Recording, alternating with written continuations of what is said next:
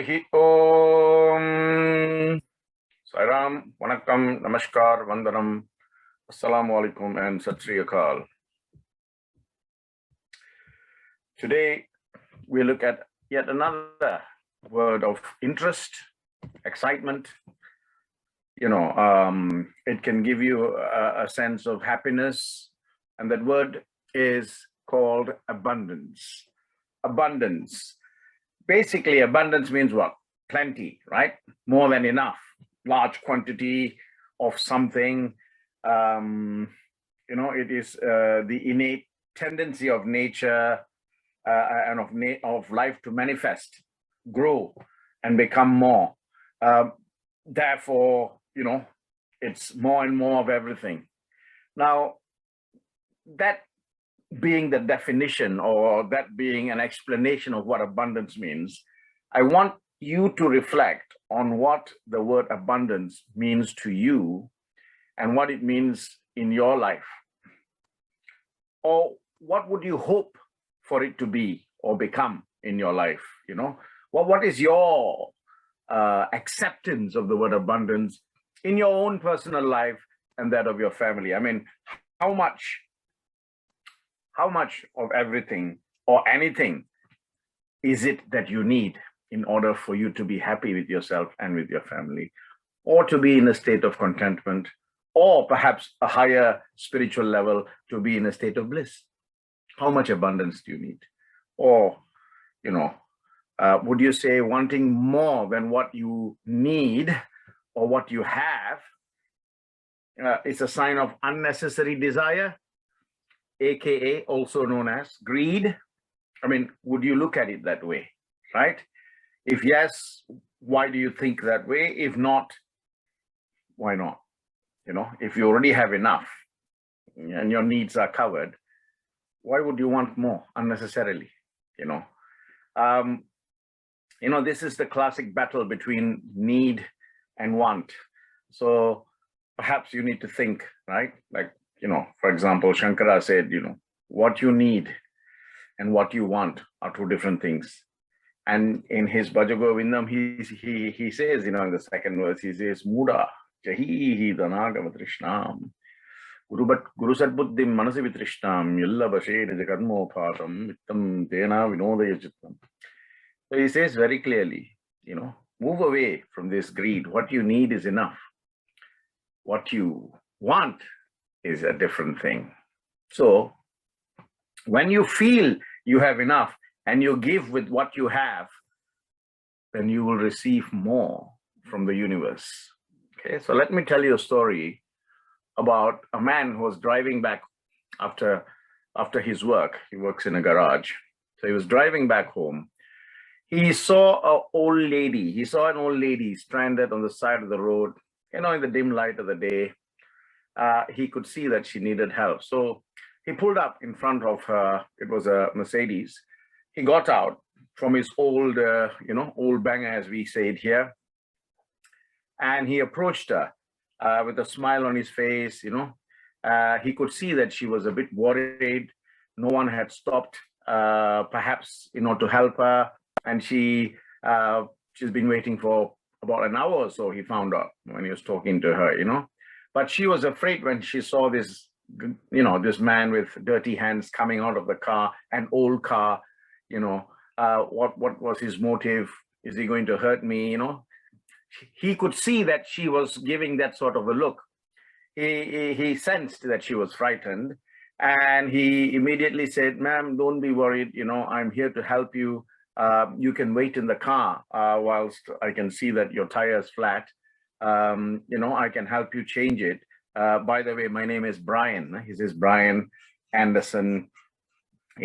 I'll have you up and running in a jiffy.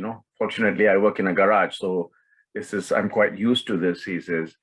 So he went under the car. He took out the jack from the back. He started to get to work. And the lady could see that he was trying to help genuinely. And then he went to get the tire and all of that. And, he started to put back the nuts and all that, bolts. And, the lady could see that he was trying to be very nice about what he's doing for her. And then she said, thank you very much for doing this. How much do I owe you? And he says, well, listen, lady, I didn't do this for the sake of earning some extra money.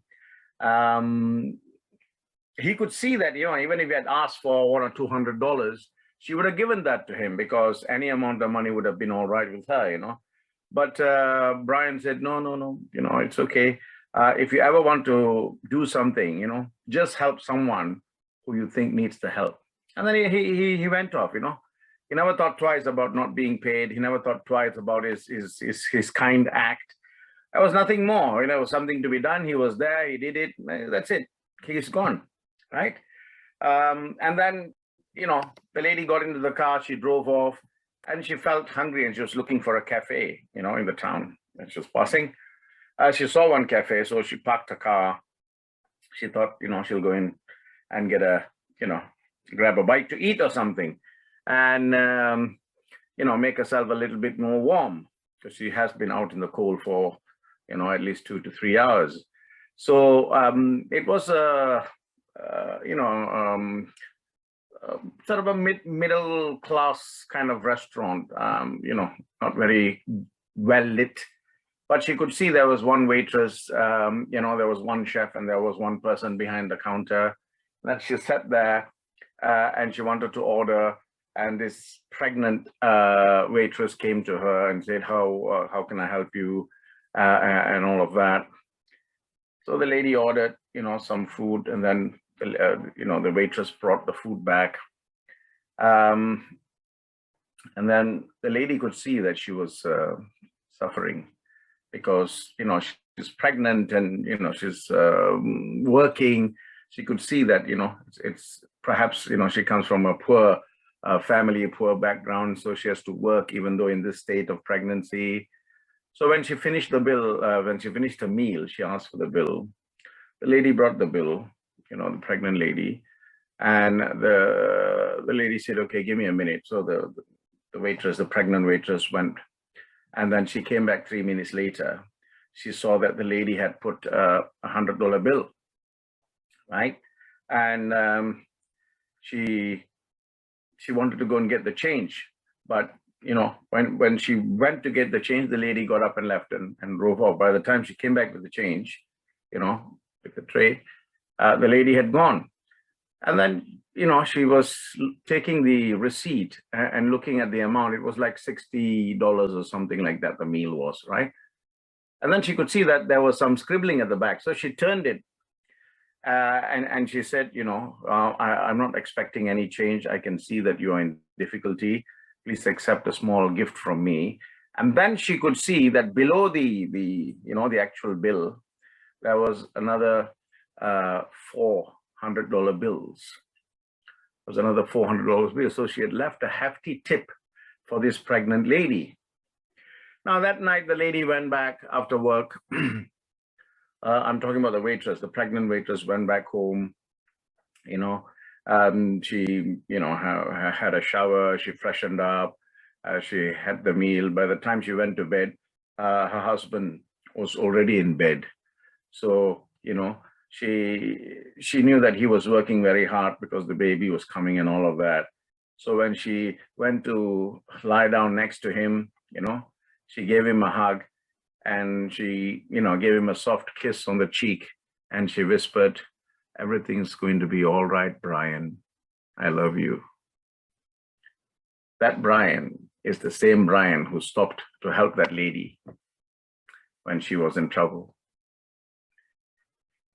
Every waking day, you should declare, God's abundance is surrounding my life today. God's wealth is circulating my life. It flows to me in an avalanche of abundance.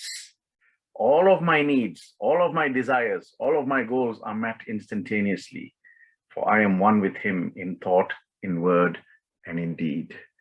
Count your blessings and then see what God does for you. Until I see you next week, stay blessed.